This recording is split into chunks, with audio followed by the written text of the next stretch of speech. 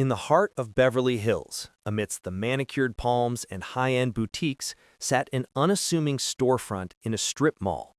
To the casual observer, U.S. private vaults was a legitimate business offering anonymity to the wealthy. But according to the FBI, it was the front door to the largest cartel cash vault in American history. When federal agents breached the facility, they didn't just find safety deposit boxes. They cracked open a window into the staggering scale of the global underworld. Inside 369 boxes, they cataloged a fortune: $86 million in cash, stacks of gold and silver bullion, luxury Patek Philippe watches, and $1.3 million in casino chips. But this raid wasn't just a victory. It was a controversy that challenged the very definition of justice, and it was merely the tip of an iceberg that stretches from the digital ledgers of modern banking deep into the rotting soil of the Colombian jungle. This is the story of where the money goes and the terrible price paid to keep it hidden. The indictment was damning. Prosecutors alleged that U.S. private vaults marketed itself specifically to criminals seeking to evade the banking system's prying eyes. The accusation? Conspiracy to traffic drugs and launder money. However, the raid unfolded in a legal gray zone. Under U.S. civil forfeiture laws, the government can seize assets based on the suspicion of a crime, often with a burden of proof far lower than a criminal conviction. While agents cited alerts from drug-sniffing dogs on the cash, forensic experts have long argued that up to 90% of U.S. currency in circulation bears trace amounts of cocaine. The result was a chaotic legal battle. Innocent box holders, grandmothers storing heirlooms, citizens skeptical of banks, found their property seized in a dragnet designed to catch cartel operatives. While FBI agents returned property to those who proved their innocence, the raid exposed a fundamental truth about the modern drug trade: the money has to go somewhere, and hiding it is becoming harder than ever.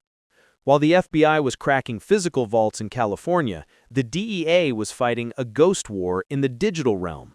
For over a decade, federal agents embedded themselves directly into the financial bloodstream of the Picoso Cartel, a Cali-based organization rivaling the power of Sinaloa. This was a masterclass in undercover tradecraft. DEA agents posed as money launderers, meeting cartel couriers in the mundane theater of everyday life: shopping malls, parking lots, and street corners. They accepted plastic bags filled with hundreds of thousands of dollars, cash often heavily perfumed to mask the chemical stench of narcotics from canine units. But the game has evolved. The days of purely physical handoffs are ending. By 2018, the cartel directed undercover agents to move money through the cryptic veins of the blockchain. In a single operation, $150,000 was wired to a Coinbase account and converted into Bitcoin via a source at a Gibraltar-based bank. The irony was palpable. To catch the launderers, the U.S. government became the launderer.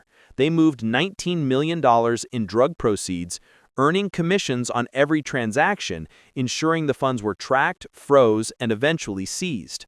Yet even $19 million is a rounding error in the grand calculus of the trade. To understand the true scale, one must look beyond street dealers and into the boardrooms of global finance.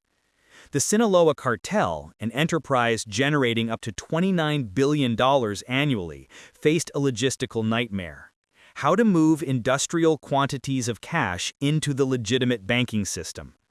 Their solution was volume.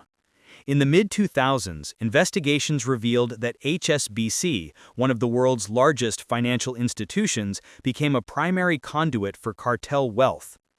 The operation was brazen in its simplicity. Cartel operatives designed boxes specifically sized to fit through the teller windows of Mexican branches, depositing hundreds of thousands of dollars daily. Compliance protocols were ignored, warnings were silenced. Between 2007 and 2008 alone, nearly $900 million was funneled through the system. The Justice Department eventually fined HSBC $1.9 billion, a record penalty, yet arguably just the cost of doing business for an institution of that size. From the sophisticated vaults of Beverly Hills to the wire transfers of Wall Street, the the modern method of hiding money is defined by complexity, technology, and digital obfuscation. But it wasn't always this way. Before the blockchain, before the wire transfers, there was simply the physical, crushing weight of paper. And no man felt that weight more than the king of Medellin. In the 1980s, Pablo Emilio Escobar Gaviria faced a problem that modern crypto launderers can scarcely comprehend. His Medellin cartel was pulling in $420 million a week. This wasn't wealth as a number on a screen, it was wealth as a physical burden. Escobar had more cash than he could spend, launder, or store. Warehouses were filled floor to ceiling. His brother, Roberto, estimated that the cartel wrote off 10% of their annual profits, hundreds of millions of dollars, to spoilage. Rats gnawed through the bills to build nests. Damp basements turned fortunes into moldy pulp. When the banking system could no longer hold his empire, Escobar turned to the only vault he trusted, the topography of Colombia itself. He began a massive subterranean operation. Barrels, plastic crates, and milk churns were stuffed with shrink-wrapped $100 bills and buried in the jungle, beneath cocoa fields, and inside the walls of safe houses. Trusted lieutenants drew maps and memorized coordinates.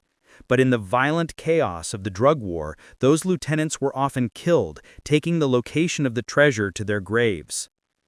Decades after Escobar's death in 1993, the earth is still giving up its secrets. A strange gold rush plagues the Colombian countryside. Farmers digging irrigation ditches or laying foundations occasionally strike plastic instead of rock. There are whispers of the rotting millions. In 2010, a farmer named Jose Mariana Cartolos reportedly unearthed blue barrels containing what was estimated to be $600 million. While official accounts dispute the amount, the phenomenon is real. In small villages, poverty-stricken families suddenly acquire new trucks or renovate homes, their pockets lined with damp, soil-stained American currency sold to black market exchangers for pennies on the dollar. But this money is not a blessing. It acts like a radioactive isotope, warping the local economies and attracting the attention of paramilitary groups.